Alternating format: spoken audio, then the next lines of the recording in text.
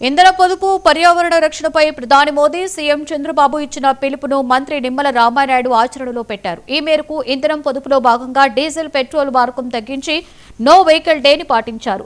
Undavalli camp కార్యాలయం నుండి Vijayawada CM camp కార్యాలయం వరకు దాదాపుగా 10 కిలోమీటర్ల మేర సైకిల్ తొక్కారు. అనంతరం నిర్వహించిన కార్యక్రమంలో సీఎం చంద్రబాబుతో కలిసి పాల్గొన్నారు మంత్రి.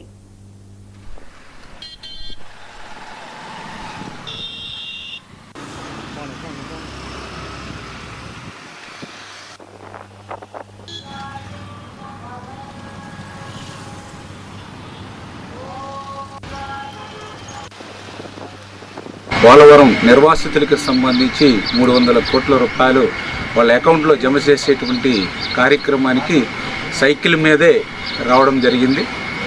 ఈ సందర్భంగా ఒకటే చెప్పదలుచుకున్నాం, ఏదైతే మన ప్రియతమ నరేంద్ర మోడీ గారు ప్రధాని గారు ఒక పిలుపిచ్చారు, డీజిల్ పెట్రోల్ వాడకాన్ని తగ్గించుకోవాలి, విద్యుత్ వాడకాన్ని తగ్గించుకోవాలి, పొదుపు చేయాలి అని ఏదైతే యుద్ధం వల్ల వస్తున్నటువంటి పరిస్థితులు కానీ రూపాయి మార్క ద్రవ్యం తగ్గుతున్నటువంటి పరిస్థితులు కానీ దృష్టిలో పెట్టుకుని ఏదైతే నరేంద్ర మోడీ గారు పిలిపించారో మరి ఆ పిలుపుని కొంతమంది వైసీపీ నాయకులు మొన్న అవహేళన చేస్తూ మాట్లాడుతూ ఉంటే చాలా బాధ అనిపిస్తూ ఉంది.